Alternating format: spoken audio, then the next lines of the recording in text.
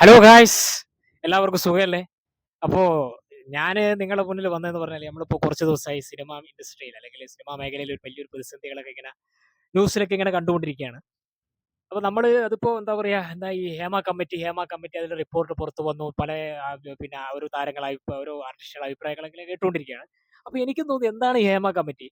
അപ്പൊ ഞാനും ഇതിനെക്കുറിച്ചൊക്കെ അന്വേഷിച്ചപ്പോൾ എനിക്ക് മനസ്സിലായ കാര്യം എന്ന് പറഞ്ഞാല് ഈ ദിലീപിന്റെ ഇഷ്യൂ വന്ന സമയത്ത് അമ്മയിലെ ഒരു കൂട്ടം വനിതാ ആർട്ടിസ്റ്റുകളൊക്കെ ചേർന്നിട്ട് ഈ ഇരക്കൊപ്പം നിൽക്കാതെ വേട്ടക്കാരനൊപ്പം നിൽക്കുന്നു എന്ന നിലപാട് പറഞ്ഞിട്ട് അവർ അതിൽ നിന്ന് രാജിവെക്കുകയും WCC രൂപീകരിക്കുകയും ഇവരുടെ നേതൃത്വത്തിൽ സ്ത്രീകൾക്കെതിരെ സിനിമാ മേഖലയിൽ ഉണ്ടാകുന്ന പ്രതിസന്ധികളെയും അല്ലെങ്കിൽ ചൂഷണങ്ങളെയും അന്വേഷിക്കണം, അതിനൊരു കമ്മിറ്റിയൊക്കെ വേണമെന്ന് പറഞ്ഞ് മുഖ്യമന്ത്രി കാണുകയും അങ്ങനെ ഉണ്ടാക്കിയതാണ് ഈ ഹേമ കമ്മിറ്റി. ഇതിന്റെ ഈ കമ്മിറ്റിയിൽ റിട്ടയർഡ് ജഡ്ജിയായ ഹേമയാണ് ഇതിന്റെ അധ്യക്ഷയായി വന്നത്. അങ്ങനെയാണ് ഈ കമ്മിറ്റിക്ക് ഹേമ കമ്മിറ്റി എന്ന ഒരു പേര് വന്നത്. മാത്രമല്ല, കൂടാതെ ഇതിൽ സെലകുമാരി, എൽഡർ ആക്ടർ ശ്രീമതി ശാരദ, ഇവരാണ് ഹേമയെ കൂടാതെ ഈ കമ്മിറ്റിയിലെ മറ്റു രണ്ട് മെമ്പേഴ്സ്. അപ്പൊ ഇവരൊക്കെ ചേർന്നിട്ടാണ് മലയാള സിനിമാ മേഖലയിലെ സ്ത്രീകൾ അനുഭവിക്കുന്ന പ്രശ്നങ്ങളും ചൂഷണങ്ങളും മനസ്സിലാക്കാൻ വേണ്ടി സിനിമാ മേഖലയിലേക്ക് ഇറങ്ങി ചെല്ലുകയും ഇത് എന്താ പറയാ ഈ ഇതിന് ഇരയായിട്ടുള്ള ഒരുപാട് ആളുകളുണ്ട് അവരോടും, അല്ലെങ്കിൽ ഇത് പറയാതെ പൂഴ്ത്തി വെച്ച ഒരുപാട് ആളുകളുണ്ട് അവരോടൊക്കെ അന്വേഷിച്ച് മനസ്സിലാക്കി ആ റിപ്പോർട്ടാണ് സർക്കാരിലേക്ക് സമർപ്പിച്ചത്. ഈ റിപ്പോർട്ട് പുറത്തു വരാതെ വന്നപ്പോൾ പലരും ഇതിനു വേണ്ടി വിവരാവകാശ കമ്മീഷൻ പ്രകാരമൊക്കെ ഈ റിപ്പോർട്ട് പുറത്തു വരേണ്ടിട്ട് സമീപിക്കുകയും അത് പിന്തള്ളപ്പെടുകയൊക്കെ ചെയ്ത അവസരം വന്ന് കത്തി നിൽക്കുന്ന സമയത്താണ് ഈ റിപ്പോർട്ട് പിന്നീട് ഈ മീഡിയാസിന്റെ ശ്രദ്ധയിലൊക്കെ വീണ്ടും വിടുകയൊക്കെ ചെയ്തപ്പോഴാണ് ഇപ്പോൾ റിപ്പോർട്ട് പുറത്തു വരികയും ഈ റിപ്പോർട്ടിൽ പറയുന്ന പരാമർശങ്ങൾ വളരെ എന്താ പറയാ കത്തിജ്വലിക്കുകയും സമൂഹത്തിൽ വലിയ ഒരു ചലനം സൃഷ്ടിക്കുകയും ചെയ്തു എന്ന് മാത്രമല്ല സിനിമാ മേഖലയിൽ തന്നെ പല പ്രശ്നങ്ങളും ഉണ്ടായി. നമുക്കറിയാം, മുൻ ആക്ടർ, മലയാളത്തിന്റെ പ്രിയപ്പെട്ട മഹാനടൻ ശ്രീമതി തിലകൻ, അദ്ദേഹം ഇതിന്റെ മുന്നേ നമുക്കറിയാം തിലകന്റെ ഇഷ്യൂ, അമ്മയും തിലകനുമായിട്ടുള്ള ഇഷ്യൂ കത്തിയ സമയത്തൊക്കെ അന്ന് ശ്രീ VS അച്യുതാനന്ദനായിരുന്നു മുഖ്യമന്ത്രി. അന്ന് തിലകൻ ചേട്ടൻ പലവട്ടം ഈ മീഡിയാസിന്റെ മുന്നിൽ വന്നുകൊണ്ട് മലയാള സിനിമയിലെ ഒരു മാഫിയ സംഘത്തെക്കുറിച്ച്, സിനിമയിൽ സ്ത്രീകൾ അനുഭവിക്കുന്ന പ്രശ്നങ്ങളെക്കുറിച്ച് ഒക്കെ അദ്ദേഹം പച്ചക്ക് പറഞ്ഞിട്ടുണ്ട്. അപ്പോ അതൊക്കെ നമ്മൾ കാണാതെ പോകരുത്. ഇപ്പൊ തന്നെ നിങ്ങൾ ഈ ഇതിലും നോക്കണം, അദ്ദേഹം പറയുന്ന ഒരു വാക്ക് ഇതേ അനുഭവം തന്നെ എനിക്കുണ്ടായി. തൊഴിൽ നിഷേധം ഇന്ത്യൻ ഭരണഘടന നമുക്ക് തന്നിട്ടുള്ള ഒരു അവകാശമാണത്. തൊഴിൽ അത് നിഷേധിക്കപ്പെട്ടിരിക്കുകയാണ്. ഞാൻ കോടതിയിൽ പോകുന്നു, പക്ഷെ ശ്രീനാഥ് ആത്മഹത്യ ചെയ്തു എന്ന് പറയുന്നു. പക്ഷെ നിങ്ങൾ അറിയാത്ത വേറെ രണ്ട് ആത്മഹത്യ ഇവിടെ നടന്നിട്ടുണ്ട്. അതൊരു ലൈറ്റ് ബോയും ഒരു തൊഴിലാളിയുമായിരുന്നു, സിനിമാ തൊഴിലാളി. അവർക്ക് പ്രശസ്തിയില്ലാത്തതുകൊണ്ട് അറിയപ്പെട്ടില്ല. അതും ഈ കാലഘട്ടത്തിൽ തന്നെയാണ്. അതിന്റെ കാരണവും തൊഴിൽ നിഷേധമാണ്. ഞാൻ പറഞ്ഞില്ല, ഇപ്പൊ നിങ്ങൾ ഇപ്പൊ ഈ വീഡിയോയിൽ കണ്ടില്ല അദ്ദേഹം പറഞ്ഞത്. അദ്ദേഹം ഇത് പറയുന്ന സമയത്ത് അന്ന് സമൂഹത്തിലെ പലരും അദ്ദേഹത്തെ പറയുന്നത് കാര്യമാകാതെ അദ്ദേഹത്തിന് മുഖത്തിരിച്ചു. കാരണം അദ്ദേഹം പറയുന്നത് ഈ മുൻനിര സമൂഹത്തിൽ വലിയ സ്ഥാനമുള്ള കുറച്ച് കലാകാരന്മാരെ കുറിച്ചാണ് പറയുന്നത്. അവരെ കുൽസിതമായ പ്രവൃത്തികളെ കുറിച്ചാണ് അദ്ദേഹം പറയുന്നത്. പക്ഷെ അന്ന് ഈ സൊസൈറ്റിയിലെ പലരും അദ്ദേഹത്തിനെതിരെ മുഖത്തിരിച്ചു. അദ്ദേഹം ധാർഷ്ട്യത്തോടെ പറയുന്നതാണ്, അദ്ദേഹം പറയുന്നതിൽ കാര്യമില്ലാന്ന്. പക്ഷെ ഈ റിപ്പോർട്ട് വന്നപ്പോൾ അദ്ദേഹം പറയുന്നതൊക്കെ സത്യമായി.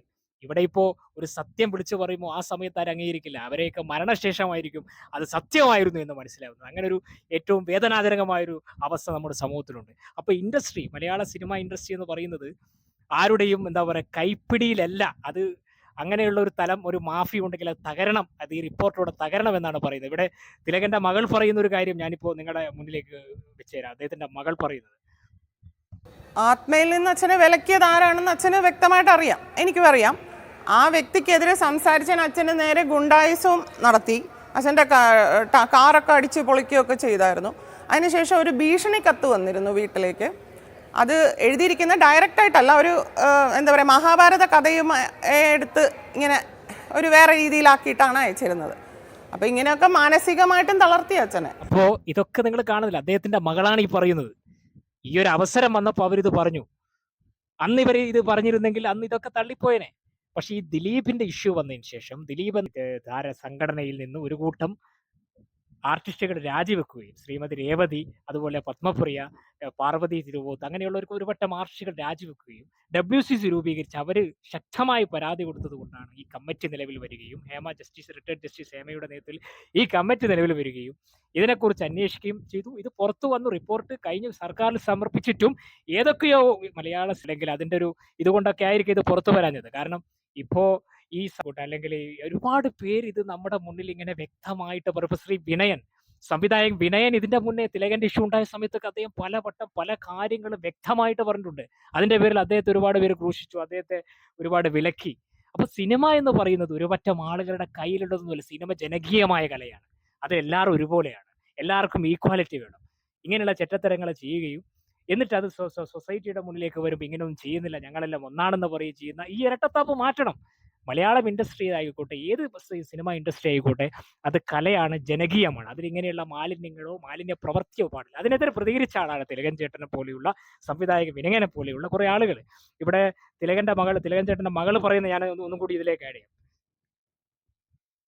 ദുരനുഭവം മീൻസ് ഇപ്പം സിനിമയ്ക്ക് അകത്തുള്ള വ്യക്തികൾ എത്രത്തോളം അനുഭവിക്കുന്നു, സിനിമയുടെ അകത്ത് അല്ലാത്ത ഒരു വ്യക്തിയായ എനിക്ക് വന്ന ആ ഒരു മെസ്സേജുകളും റൂമിലേക്ക് ചെല്ലാനുള്ള വിളികളും എനിക്ക് വന്നെങ്കിൽ ഇതിനകത്തുള്ള പുതുമുഖങ്ങളായാലും അതല്ല വലിയ വലിയ നടികളായാലും അവരും ഇതൊക്കെ അനുഭവിക്കുന്നുണ്ടാവും. അതൊക്കെ ആ റിപ്പോർട്ടിലുണ്ട്. അപ്പം അവർക്ക് ഉണ്ടായ അതേ വിഷയം തന്നെ പുറത്തുള്ള ഒരു വ്യക്തിക്കും ഉണ്ടായി എന്നുള്ളത് കാണിക്കാൻ വേണ്ടിയിട്ടാണ് ഞാനത് പറഞ്ഞത്. തീർച്ചയായിട്ടും അച്ഛനെ പുറത്താക്കിയതിൽ അച്ഛനോട് എനിക്ക് മാപ്പ് പറയണം, എനിക്ക് മോളോട് സംസാരിക്കണം. മോളെന്നാണ് എന്നെ വിളിച്ചത്. കാരണം ഞാൻ ചെറുപ്പം മുതലേ കണ്ടിട്ടുള്ളവരാണ് അവരൊക്കെ. അപ്പോൾ ഞാൻ പറഞ്ഞു നമുക്കത് ഫോണിലൂടെ പറഞ്ഞാൽ പോരെ, അതിനെ നേരിട്ട് കാണണ്ടല്ലോ എന്ന് പറഞ്ഞു. അതെ,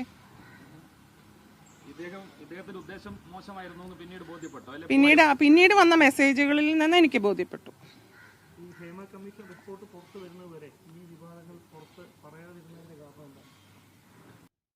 അപ്പോ ഇതിൽ തന്നെ പറയുന്ന കാണുന്നില്ലേ, അദ്ദേഹത്തിന്റെ മകള് പറയുന്നത് അച്ഛന്റെ വിഷയം, അതായത് തിലകൻ ചേട്ടന്റെ വിഷയം സംസാരിക്കാൻ ഒരു നടൻ വിളിക്കുന്നു. അത് ചെറുപ്പം മുതലേ അറിയുന്നൊരു കലാകാരനാണ്, മലയാളം ഇൻഡസ്ട്രിയിൽ അഭിനയിക്കുന്ന അയാൾ വിളിക്കുകയും നേരിട്ട് കണ്ട് സംസാരിക്കുകയും ചെയ്യുന്നു പറയുന്നത്. പിന്നെ അവര് തന്നെ ചോദിക്കുന്നത് എന്തിനാണ്, അതിന്റെ ആവശ്യമില്ലല്ലോ. പിന്നീട് മെസ്സേജ് അയക്കുന്ന മെസ്സേജുകളിൽ അതിന്റെ ടേൺ മാറുന്നു. ഒന്ന് ആലോചിച്ച് നോക്കൂ, എത്ര മോശമാണ്. ഇവരൊക്കെ എന്താണ് കരുതിയിരിക്കുന്നത്? ഇവരൊക്കെ എന്താണ് ചെയ്യുന്നത്? ഇവരൊക്കെ കലാകാരന്മാരല്ലേ അതോ ആഭാസന്മാരോ? ഇതൊന്നും ശരിയായ നടപടിയല്ല. മലയാളം സിനിമ എന്ന് പറയുന്നത് ജനകീയമായ ഒരു സിനിമയാണ്, അല്ലെങ്കിൽ ജനകീയമായ ഒരു ഇതാണ്, ഒരു കലാസൃഷ്ടി സംഭവിക്കുന്ന ഒരു മേഖലയാണ്. അവിടെ ഇങ്ങനെയുള്ള ആഭാസ പ്രവൃത്തികൾ നടത്താൻ അനുവദിക്കരുത്, രഹസ്യമായാലും പരസ്യമായാലും. അപ്പോൾ അത് പാടില്ല എന്നാണ് ഞാൻ പറയുന്നത്. ഇപ്പൊ തന്നെ തിലകൻ ചേട്ടൻ അതിൽ ഒരു രീതിയിൽ പറയുന്നുണ്ട്, ഞാൻ കേട്ടു, ഇൻഡസ്ട്രിയിൽ എന്താ പറയുക, പിന്നെ ഒരു നടൻ മരണപ്പെടുകയും അദ്ദേഹത്തിന്റെ പോസ്റ്റ്മോർട്ടം നടത്താതെ, പോസ്റ്റ്മോർട്ടം അമ്മയിലെ ഒരു മെമ്പർ, ട്രഷറായ ഒരു മെമ്പറുടെ വൈഫ് നിൽക്കുന്ന ആലപ്പുഴ ഹോസ്പിറ്റലിൽ പോയിട്ട് പോസ്റ്റ്മോർട്ടം ചെയ്യേണ്ട അവസ്ഥ വന്നു എന്ന് കേട്ടു. അപ്പൊ അതൊന്നും ശരിയായി, അതിലൊക്കെ എന്തൊക്കെയോ കളികളുണ്ട്. ഇതൊക്കെ പരിശോധിച്ച് പഠിച്ച് മനസ്സിലാക്കിയ കളികളുണ്ട്. നമ്മളെ തിലകൻ ചേട്ടൻ പറഞ്ഞ ഒരു വീഡിയോ ഞാൻ ഇതിലിടയ്ക്ക് ഒന്നും കൂടി ആഡ് ചെയ്യാണ്. അദ്ദേഹം പറഞ്ഞ ഒരു പ്രധാനപ്പെട്ട പോയിന്റ് ആണ്, ഒന്ന് കേട്ടോ. മറ്റൊരു സംശയം എനിക്കുണ്ടായത്, കോതമംഗലത്ത് കിടന്ന് മരിച്ചയാളിനെ പോസ്റ്റ്മോർട്ടം ചെയ്യണമെങ്കിൽ ഏറ്റവും അടുത്ത മെഡിക്കൽ കോളേജ് എന്ന് പറയുന്നത് കോട്ടയത്താണ്. ഇനി അതല്ലെങ്കിൽ തൃശ്ശൂരാണ്. എന്തിനാണ് ഈ ആലപ്പുഴ കൊണ്ടുപോയത്? ആലപ്പുഴയിൽ അമ്മയുടെ ട്രഷറുടെ ഭാര്യ ജോലി ചെയ്യുന്നുണ്ട്, അതും ഫോറൻസിക്കിൽ. എന്നെ ഏറ്റവും കൂടുതൽ സംശയത്തിലാക്കിയത് അതാണ്. എന്തും ചെയ്യാൻ മടിക്കാത്ത കുറെ അപ്പോ നിങ്ങൾ കേട്ടല്ലോ അമ്മയുടെ. അപ്പൊ ഇതിൽ നിന്നൊക്കെ എന്താണ് നമ്മൾ മനസ്സിലാക്കുന്നത്? അപ്പൊ അദ്ദേഹത്തെ പോലെ ഒരു സീനിയർ ആയിട്ടുള്ള കലാകാരൻ പറയുകയാണ്, അപ്പൊ ഇങ്ങനെയുള്ള ചില മാഫിയാസ് അന്നേ അത് പറഞ്ഞിട്ട് ഒരുപാട് വർഷമായി. ഇപ്പോഴാണ് ഈ ഹേമ കമ്മിറ്റി റിപ്പോർട്ട് പുറത്തു വന്നപ്പോഴാണ് ഇത് വീണ്ടും നമ്മൾ കാണുന്നത്. അപ്പോഴാണ് ഇപ്പൊ നമ്മൾ മനസ്സിലാക്കുന്നത് സത്യം അദ്ദേഹം പറഞ്ഞതിലൊക്കെ കാര്യമുണ്ടായത്. എന്തിനായിരുന്നു അതിന്റെ ആവശ്യം? അന്നത്തെ അമ്മയുടെ ഏതൊരു ട്രഷററായിരുന്നു, അന്ന് ആ കാല സമയത്ത് ഒരു ട്രഷററായ ഒരു മെമ്പറുടെ വൈഫ് ആലപ്പുഴ മെഡിക്കൽ കോളേജിൽ എന്താണ് ഫോറൻസിക് ഡിപ്പാർട്ട്മെന്റ് ജോലി ചെയ്യുന്നുണ്ട്. അപ്പൊ അതിലൊരു സംശയം അദ്ദേഹം പ്രകടിപ്പിച്ചു. ഇതൊന്നും അന്ന് പരിശോധിക്കാൻ, അന്ന് മനസ്സിലാക്കാൻ ഇവിടെയുള്ള ഗവൺമെന്റ് തലത്തിൽ ഉദ്യോഗസ്ഥന്മാരോ സർക്കാരും തയ്യാറായില്ല. അപ്പൊ ഇതൊക്കെ പുറത്തു വരുമ്പോൾ ഞെട്ടിക്കുന്നു. നമ്മുടെയൊക്കെ ഇതൊരു കലാസംഘമാണ്, അല്ലാതെ കൊള്ള സംഘമൊന്നുമില്ല. സിനിമ എന്ന് പറയുന്ന കലാകാരന്മാരുടെ കൂട്ടായ്മ, അല്ലാതെ ഇങ്ങനെ ഉള്ള മാഫിയയുടെ കൂട്ടായ്മ ഒന്നുമില്ല. ഇതെന്തായത്? ഇവരെന്താ വിചാരിച്ച് ഇവിടെയുള്ള ജനങ്ങൾ കയറി മേയും. അത് മനസ്സിലാക്കണം ആദ്യം. കലാകാരന്മാരാണ്, അല്ലാതെ കൊള്ളക്കാരൊന്നുമല്ല. ഞാൻ ഇന്നലെ റിപ്പോർട്ടർ ചാനലിൽ നമ്മുടെ മാധ്യമപ്രവർത്തകൻ അരുൺകുമാർ ഇന്നലെ ഒരാളുമായിട്ടൊരു കോൺവെർസേഷൻ അല്ലെങ്കിൽ ഒരു സംസാരം പുറത്തുവിട്ടിരുന്നു. അത് തിലകൻ ചേട്ടൻ പറഞ്ഞ പോലെ ഈ പറയുന്ന മാലിന്യങ്ങളിലായ ചില ഈ മാഫിയയിലെ ഏതൊരു മെമ്പർ എടുത്തുണ്ടായ ദുരനുഭവം ഒരു യുവതി വെളിപ്പെടുത്തുന്നുണ്ട്. അത് നിങ്ങൾ ഇതിന്റെ ചുവടെ ഞാൻ ചേർക്കുകയാണ്. നിങ്ങളത് കണ്ടു നോക്കും. ഈ മാഫിയകൾക്ക് എത്രത്തോളം ആയങ്ങളിൽ ഇവർക്ക് വേരുണ്ടെന്ന് മനസ്സിലാക്കണം. മാലിന്യത്തിന്റെ വേരുണ്ടെന്ന് നിങ്ങൾ വീഡിയോ കൊണ്ട് മനസ്സിലാക്കണം. അതായത് ഹേമ കമ്മിറ്റി റിപ്പോർട്ട് വന്നതിന് ശേഷമാണെന്ന് പറഞ്ഞാൽ 2020 ശേഷമാണ്. 2020 ആക്രമണത്തിന് ഇരയാകുന്നത്. അതിനുശേഷം 2 വർഷത്തോളം നിങ്ങൾക്ക് പുറം സമൂഹവുമായി ബന്ധമില്ലാതെ കഴിയേണ്ടി വരുന്നു. ഒരു ട്രോമാറ്റിക് സിറ്റുവേഷനിലൂടെ കടന്നുപോയി. കൃത്യമായ ഇമോഷണൽ ബ്ലാക്ക്മെയിലിങ്, പുറസമൂഹത്തിലേക്ക് നിന്നെ എന്റെ പ്രിവിലേജുകൾ ഉപയോഗിച്ചിട്ട് വളരെ എളുപ്പത്തിൽ എനിക്ക് നിന്നെ എന്നെ എക്സ്പ്ലോയിറ്റ് ചെയ്യാൻ പറ്റും എന്നുള്ള രീതിയിലുള്ള ഭീഷണികള്, കൂടെയുള്ള അയാളുടെ സിനിമയിൽ അഭിനയിച്ചിട്ടുള്ള ആള് എന്നെ റേപ്പ് ചെയ്യുമെന്നുള്ള ഭീഷണി, എനിക്ക് I love sex, I like to do sex എന്നാണ് അയാൾ പറഞ്ഞത്. എനിക്ക് സ്ത്രീയുടെ മുഖമല്ല ഇഷ്ടം, സ്ത്രീകളുടെ ശരീരമാണ് ഇഷ്ടം എന്നാണ് പറഞ്ഞുകൊണ്ടാണ് അയാൾ എന്നെ റേപ്പ് ചെയ്തത്. സ്റ്റിൽ എനിക്ക് ഓർമ്മയുണ്ട് അയാൾ പറഞ്ഞ വേർഡ്സ്. എന്റെ ചെവിയിൽ ഇന്നും ഞാൻ ഉറങ്ങുമ്പോ രാത്രികളിൽ എന്റെ ചെവികളിൽ ഇങ്ങനെ മുഴങ്ങി കേട്ടോണ്ടിരിക്കും. ഞാൻ ഡിസോസിയേറ്റഡ് ആവാറുണ്ട്, എന്റെ ബോഡി റീലിവ് ചെയ്യാറുണ്ട് ട്രോമ.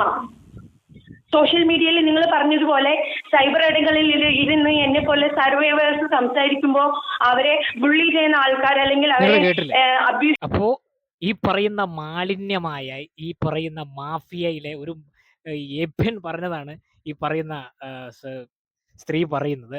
സ്ത്രീകളെ മുഖമല്ല എനിക്കിഷ്ടം, എനിക്ക് അവരെ ശരീരമാണ് ഇഷ്ടം. ഇയാളൊക്കെ കലാകാരെന്ന് വിളിക്കാൻ പറ്റും? ഇയാളെ എന്താ വിളിക്കുക? ഞാൻ മര്യാദയുടെ ചില ഇത് വെച്ചത് കൊണ്ട് ഞാൻ പറയുന്നില്ല. അപ്പൊ ഇങ്ങനെയുള്ള ഒരുപാട് ഇങ്ങനെയുള്ള കീടങ്ങൾ മലയാള ചലച്ചിത്ര മേഖലയിൽ പ്രവർത്തിക്കുന്ന നല്ല അന്തസ്സുള്ള യുവ കലാകാരന്മാരായിക്കോട്ടെ, ഒരുപാട് കലാകാരന്മാരുണ്ട്. മാന്യമായി സിനിമയെ പാഷനായിട്ട് കണ്ടുകൊണ്ട് ഇപ്പോഴും വന്നവരും പ്രവർത്തിക്കുന്നവരുമായിട്ടുള്ള അന്തസ്സുള്ള ഒരുപാട് പേർക്ക് ഇങ്ങനെയുള്ള കീടങ്ങൾ, മാലിന്യങ്ങൾ ദുഷ്പേര് തന്നെയാണ്. ഇവരെയൊക്കെ എന്ന് എടുത്ത് പുറത്താക്കാൻ പറ്റും അന്ന് എടുത്ത് പുറത്താക്കി എന്താ പറയാ, ഗെറ്റ് ഔട്ട് അടിച്ചേക്കണം. ജനങ്ങൾ ഇവരൊക്കെ മനസ്സിലാക്കണം. ഗവൺമെന്റ്, ഈ സ്റ്റേറ്റ് ഭരിക്കുന്ന ഗവൺമെന്റ് ഈ പറയുന്നവരുടെ പേരാരും പുറത്തു വിട്ടിട്ടില്ല. പേര് പറയാതെയാ പലരും പറഞ്ഞത്. ആരൊക്കെയാണോ ചെയ്തത് അവരെ ഈ ഇൻഡസ്ട്രിയിൽ നിന്ന് തിലകൻ ചേട്ടനൊക്കെ പറഞ്ഞ പോലെ പടിയടച്ച് പിണ്ണം വെക്കുക, എന്നിട്ട് ശുദ്ധികലാശം നടത്തുക. എന്നാലേ സിനിമ എന്ന് പറയുന്ന കലാസംഘം ശുദ്ധിയാവുള്ളൂ. അല്ലാതെ ശുദ്ധിയാവില്ല. ഇങ്ങനെയുള്ള മാലിന്യങ്ങൾ ഇവരുടെ അടിവേറിറക്കണം. അഴീക്കോട് മാഷക്ക് ഇതിന്റെ മുന്നേ തിലകൻ ചേട്ടന്റെ പ്രശ്നമായ സമയത്ത് അഴീക്കോട് മാഷക്ക് ശക്തമായി വിമർശിച്ച മാന്യമായി പ്രവർത്തിക്കുന്ന കലാകാരന്മാർക്ക് ഇവർ ദുഷ്പേര് തന്നെയാണ്. ഇവരെ അടിച്ച് പുറത്താക്കി പിണ്ണം വെക്കേണ്ട സമയം കഴിഞ്ഞു. ജനങ്ങൾ ഉണരണം. ഇവിടെയുള്ള കലയെ ഇഷ്ടപ്പെടുന്ന പ്രേക്ഷകർ ഉണരണം. ഇതിനെയൊക്കെയാണ് നമ്മൾ ആദ്യം ചോദ്യം ചെയ്യേണ്ടത്. അതിലൊരു മടിയും വേണ്ട. നമ്മുടെ സിനിമ ഇനിയും ഒരുപാട് പേരുണ്ട്, പേര് പറയാത്ത ഇനിയും ഒരുപാട് കഥകൾ വേറെ ഉണ്ടാവും. ഇപ്പൊ തന്നെ തിലകൻ ചേട്ടൻ ഒരു ഇന്റർവ്യൂവിൽ പറയുന്നുണ്ട്, അദ്ദേഹത്തിന്റെ ഒരു മുൻ ഇന്റർവ്യൂവിൽ പറയുന്നുണ്ട്, സിനിമയിലെ 2 പേര് ഒരു ലൈറ്റ് ബോയ് ആത്മഹത്യ ചെയ്തിട്ടുണ്ടെന്ന് പറയുന്നുണ്ട്. ഒരു സിനിമാ തൊഴിലാളി, വേറെ മേഖലയിൽ പ്രവർത്തിക്കുന്ന തൊഴിലാളി ആത്മഹത്യ ചെയ്തിട്ടുണ്ടെന്ന് പറയുന്നത്. അവർക്കൊക്കെ അവസരം നിഷേധിച്ചത് കൊണ്ടാണ് അവർ ആത്മഹത്യ ചെയ്യുന്ന പറയുന്നത്. അവരത്ര പ്രശസ്തരല്ലാത്തതുകൊണ്ട് ആരും ചർച്ച ചെയ്തില്ല. അപ്പൊ ഇനി ഇങ്ങനെ സംഭവിക്കാതിരിക്കട്ടെ. സിനിമാ മേഖലയിൽ പ്രകാശം പരക്കട്ടെ, നന്മയുടെ പ്രകാശം. ഇങ്ങനെയുള്ള മാലിന്യങ്ങൾ എടുത്ത് പുറത്തു ചാടേണ്ട സമയമായി. പ്രേക്ഷകർ ഉണരണം, ഇവിടെയുള്ള ഗവൺമെന്റ് ഉണരണം. ഇതേ എനിക്ക് നിങ്ങളോട് പറയാനുള്ളൂ. ഓക്കെ.